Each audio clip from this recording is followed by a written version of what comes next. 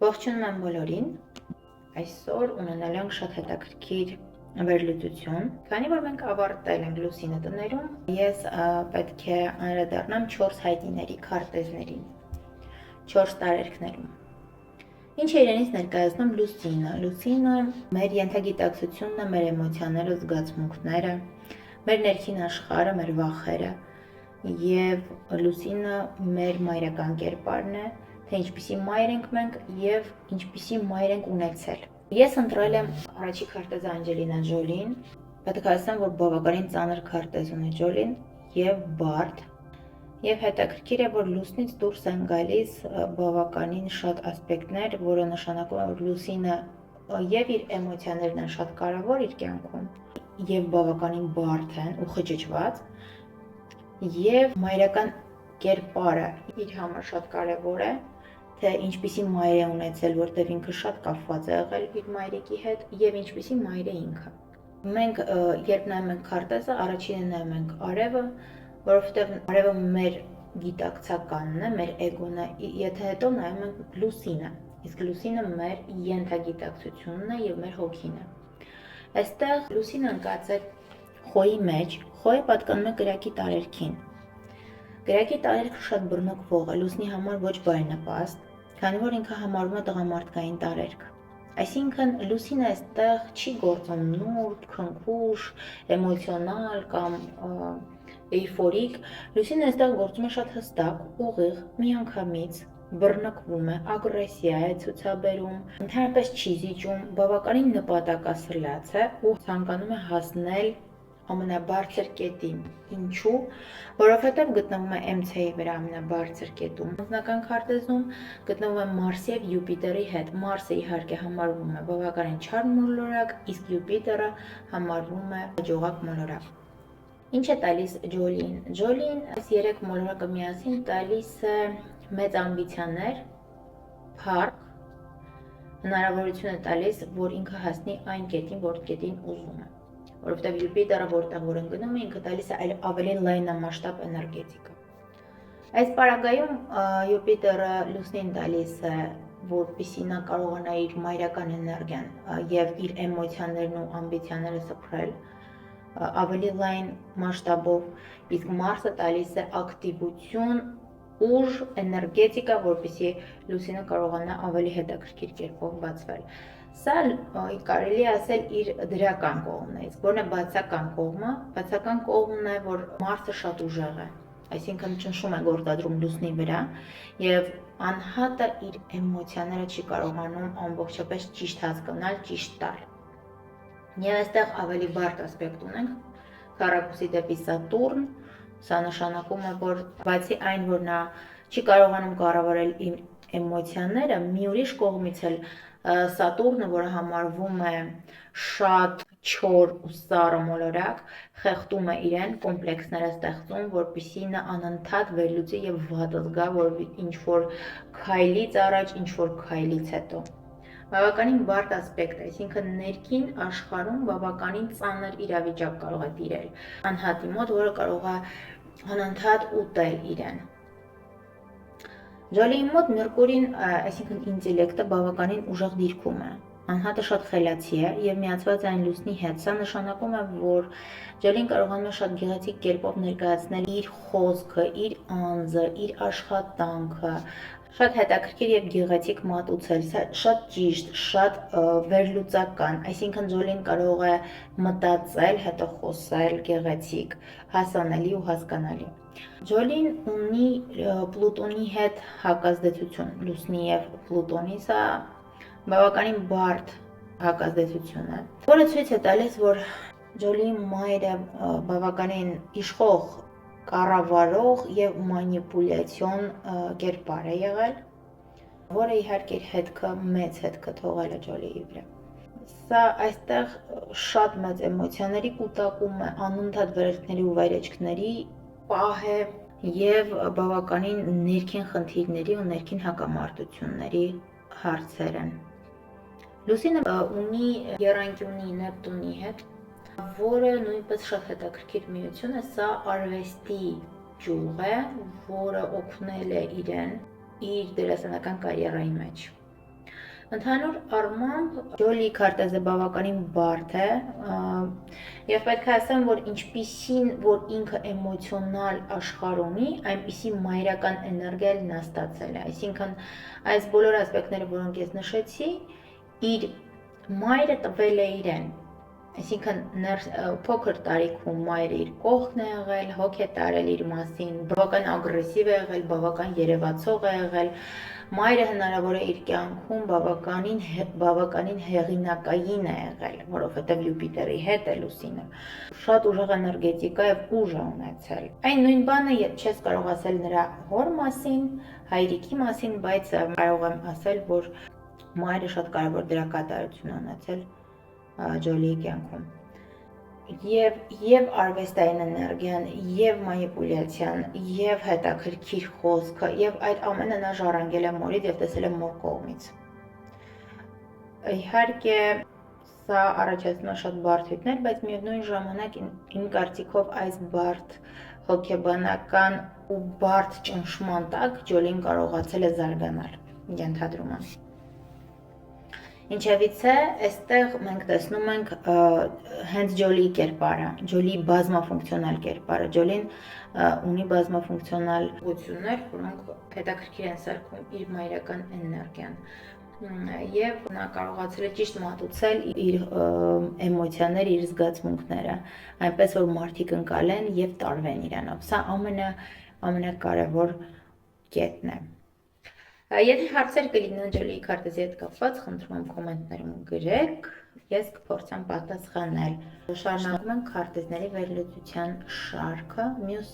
հայտնի անհատը Նատալի Պորտմանն է, հայտնի դերասանուհի, որը ծնվել է Երուսաղեմում 9 հունիսի 1981 թվականին։ Նատալի Պորտմանի քարտեզում Լուսինը ոչ այնքան մեծ դերակատարություն ունի, ոնց որ իհարկե Անջելինա Ջոլիի մոտ է։ Ես ընտրել եմ նրան, որովհետև Լուսինը այստեղ հողի տարերքում է։ Ինչ է նշանակում, որ Լուսինը հողի տարերքում է, նշանակում է, որ անհատ բավականին ռացիոնալիստ է։ Նա այնքան էլ չի հետևում իր ինտուիցիային եւ զգացողություններին, այլ բավականին խիստ անալիզ է անում, վերլուծում է, ռացիոնալիստ է, մտածում է քայլերից առաջ եւ չնայած հողի տարերքը համարվում է կանացի տարերք, բայց այստեղ հողը բավականին հաստատուն է եւ սառը։ Բացի այն, որ հաստատուն է եւ սառը, հույսի մեջ իհարկե Լուսինը մանրակրկիտ սկսում է հետազոտել ամեն ինչ եւ մի քանի քայլ առաջ սկսում է մոտավորապես հաշվարկ անել։ Շատ սառը հաշվարկող եւ բավականին նպատակասլաց Լուսին է այստեղ։ Լուսինը այստեղ գտնում է 4 տանը, սա նշանակում է, որ անհատը այնքան էլ բաց չէ։ Եթե օրինակ մենք Ջոլիի քարտեզում տեսնում էինք նրա էմոցիաները եւ ամեն ինչ եւ այլն, Նատալի Պորտմանը փակ է։ Ցույց չի տալիս երբեք ոչ իր էմոցիաները, ոչ իր ներսում ինչ է կատարում եւ այլն։ Դրա փոխարեն մենք տեսնում ենք, որ խնդիր ունի իր երկու գիտակցական եւ ենթագիտակցական ներքին եւ արտաքին աշխարհներում Լուսինը քառակուսի է կազմում արևի հետ, սա նշանակում է, որ անհատը չի հասկանում, մի բան ցանկանում է, մի ուրիշ բան ստացվում է, այսինքն անընդհատ կռիվ է գնում իր մեջ, անհաշտ է։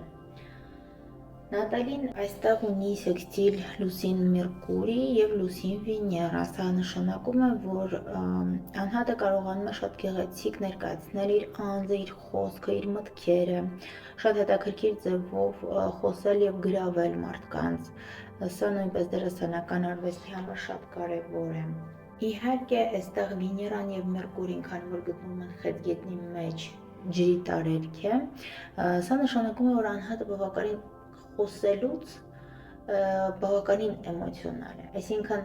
նա կարող է լինել սառը արտաքինից, բայց խոսելուց դառնում է էմոցիոնալ, գրավիչ, հետաքրքիր, քաշող, մագնիսական, որովհետև Վեներան Մերկուրիին տալիս է գեղեցիկ խոսք, իսկ Լուսինը Մերկուրիին տալիս է հետաքրքիր էմոցիոնալ ինտելեկտ, կարելի է այսպես ասել։ Ընդհանուր առմամբ կարելի ասել, որ Նատալի Պորտմանը ունեցել է բավականին սառը հաշվար բանող մայր, որը չնայած կապ է ունեցել իր անձի հետ, այսինքն մեծ դեր է խաղացել իր կյանքում, չնայած ոչ բազմաֆունկցիոնալ, բայց կապված է եղել Նատալին իր մայրիկի հետ, նա որոշակի հետք է թողել իր վրա, բայց ոչ այնքան խորը կամ ուժեղ, որպեսզի օրինակ Անջելինայի կյանքում է եղել։ Այսքանը Նատալիի մասին, եթե կունենաք հարցեր, կարող եք կոմենտներում գրել ինձ։ Շարունակենք մեր հայտնիների վերլուծական քարտեզները և ձեզ եմ ներկայացնում Բրյուս Վիլիսին։ Բրյուս Վիլիսի քարտեզում Լուսինը գտնվում է օդի տարերքում։ Մենք, ինչպես հիշում ենք, արել ենք Անջելինա Ջոլիին կրակի մեջ, Նատալի Պորտմանին հողի մեջ, հիմա Բրյուս Վիլիսին ենք անում օդի տարերքում։ Ինչպիսին է Լուսինը օդի տարերքում։ Այստեղ էմոցիաները և զգացմունքները անցնում են ուղեղի միջով, բայց չեն հասնում դեպի սիրտ։ Այսինքն, այստեղ ավելի շատ ուղեղն է, քան էմոցիաները։ Ընդհանրապես էմոցիաները գլխավոր դերակատարություն չեն ունենում։ Լուսինը շատ սառն է, շատ վերլուծական է, շատ շփվող է, շատ անմիջական է, շատ թեթև կարող է լինել, բայց եթե քանի որ այս պարագայում օրինակ գտնվում է Ուրանի եւ Սատուրնի հսկողության տակ, Լուսինը իհարկե թեթև չէ, բայց եթե օրինակ լիներ Վեներայի կամ Մերկուրիի հետ, այսինքն երկորյակում եւ կշարքում, այդ պարագայում ավելի թեթևություն կարող էր լինել։ Այս պարագայում Լուսինը Սատուրնի հետ ծանրանում է, դառնում ավելի մտածկոտ ու ավելի կոմպլեքսավորված, իսկ Ուրանի հետ ավելի հեղափոխական, ազատասեր եւ բռնկվող, պայթյունավտանգ։ Բայց ինչպես տեսնում ենք, մենք Լուսինը այստեղ միացված է Վեներային, այսինքն Բրյուս Վիլիսը կարողանում է կնոջ մեջ համատեղել սիրուհու կերպարը եւ մայրական կերպարը, որը քառակուսի է անում Մարսին։ Սա նշանակում է, որ որոշակիորեն կոմպլեքսներ է ունեցել կանանց նկատմամբ։ Կարելի ասել, հնարավոր է ինքնահաստատվել է նրանց հաշվին, եւ Մարսը այս պարագայում թույլ է ավելի, ինչքան Մարսը տղամարդու քարտեզում թույլ է, այնքան անհատը, տվյալ տղամարդը փորձում է ապացուցել, որ ինքը տղամարդ է, կարճ ասած, իր էությամբ, իր գործով, իր ամեն ինչով, իր շատախոսությամբ։ Եվ այս պարագայում Բրյուս Վիլիսը որոշակիորեն ունեցել է խնդիրներ կին-տղամարդ հարաբերությունում։ Եվ Լուսինը այստեղ Վեներայի միջոցով քառակուսի է կազմում Սատուրնին, եւ Լուսինը սեքստիլ ունի Արևի հետ։ Ինչ կարող եմ ասել անհատի հոգեկան եւ էմոցիոնալ վիճակի մասին, կարելի ասել, որ ունեցել է շատ բարդ հոգեբանական, էմոցիոնալ վիճակ։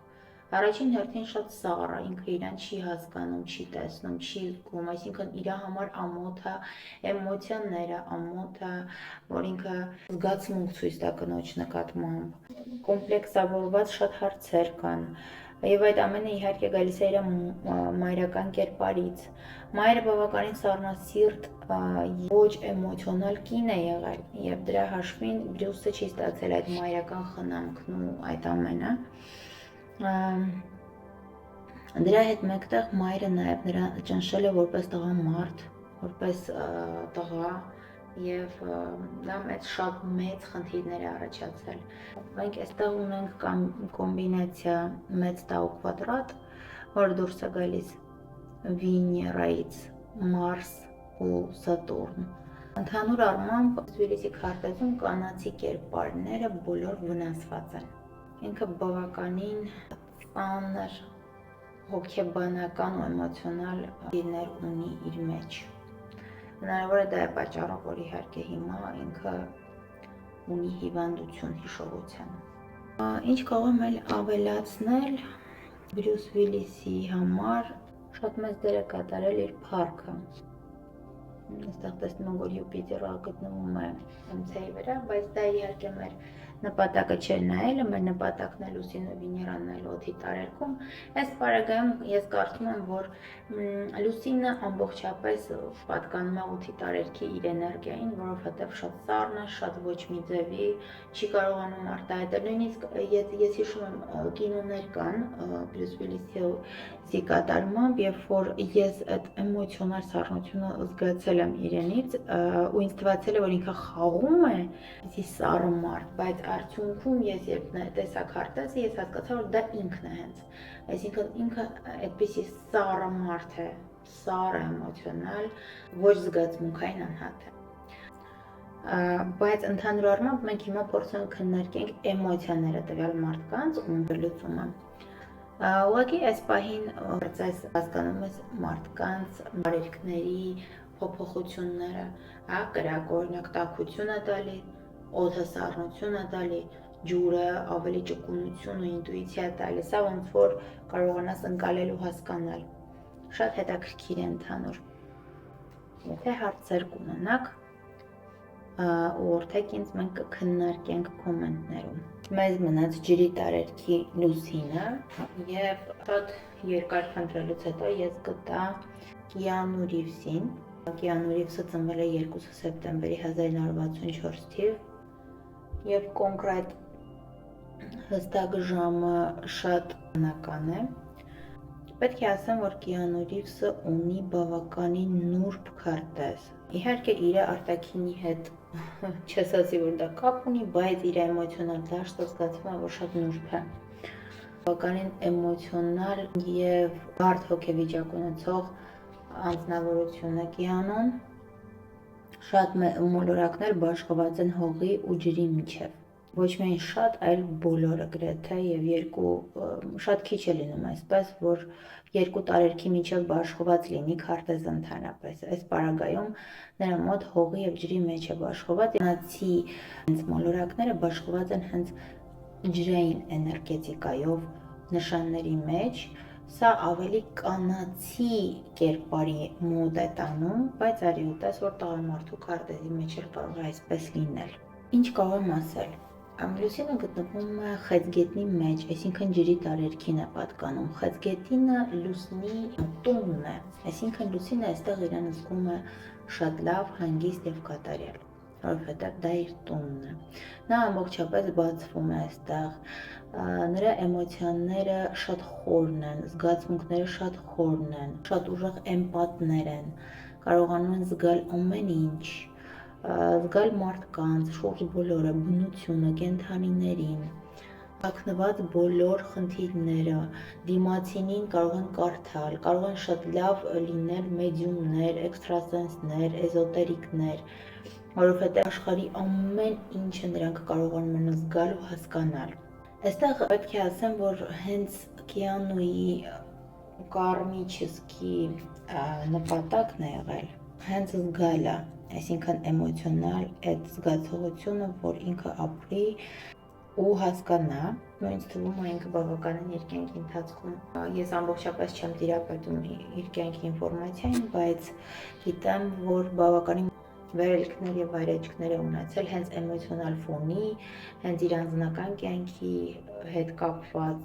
կինն է մահացել, շատ երկար տարիներ տանջվել է այդ ամենից եւ ակրկիր կարմայական ուզելներ ունի այդ դիրքում։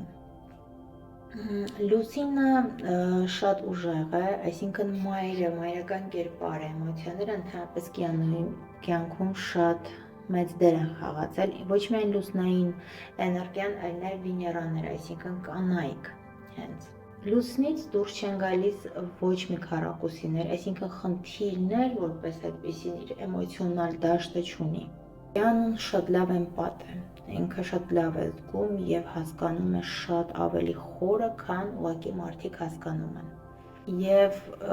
Կիանուի էներգետիկան հենց երբ որ մենք նայում ենք նույն մատրիցայի մեջ կամ մնացած բոլոր կինոներում, մենք կարող ենք ինչ-որ մթություն զգալ տվյալ մարդու մեջ։ Այդ մթությունը հենց ցույց է տալիս մարդու ներքին խորությունը։ Կարծես աչքերը ցույց տան, հենց այնպես չեն ասում, որ աչքերը մարդու հոգու հայելին են, որովհետև կարծես մեր աչքերը այդ խորությունը ցույց են տալիս, եւ որքան մարդը ջրային էներգիա է ունենում, այնքան ավելի միստիկական եւ կախարդական աչքեր է ունենում, կարծես այդ խորությունն է ցույց տալիս, ենթագիտակցության, թաքնված էներգիաները, վախերը, ուժը։ Եվ այդ ամենը կարելի ասել, որ Կիանուն ունի իր մեջ, եւ այդ միստիկական ուժեղ էներգիան, էմպաթիկ այդ ուժեղ էներգիան, էմոցիոնալ այդ արտադրությունը, այդ ամենը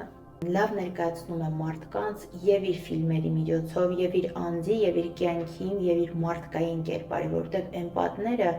այն մարդիկ, ովքեր ունեն ջրային շատ մեծ ռեսուրս, նրանք մարդկանց շատ են սիրում, որովհետև կարողանում են ապրել մարդկանց եւ ուրախությամբ, եւ խնդիրներով, եւ ցավով։ Եվ այս պարագայում Կիանուն ամեն ինչ կարողանում է զգալ եւ վերցնել իր մեջ եւ հասկանալ մարդկանց եւ սիրել մարդկանց։ Եվ շատ վառ կարելի է տեսնել Կիանուի քարտեզը եւ ջրային այդ լուսնային էներգիան։ Շատ վառ ապացույց է։ Եթե ունեք հարցեր, մեծ սիրով կպատասխանեմ, գրեք կոմենտներում, շնորհակալություն։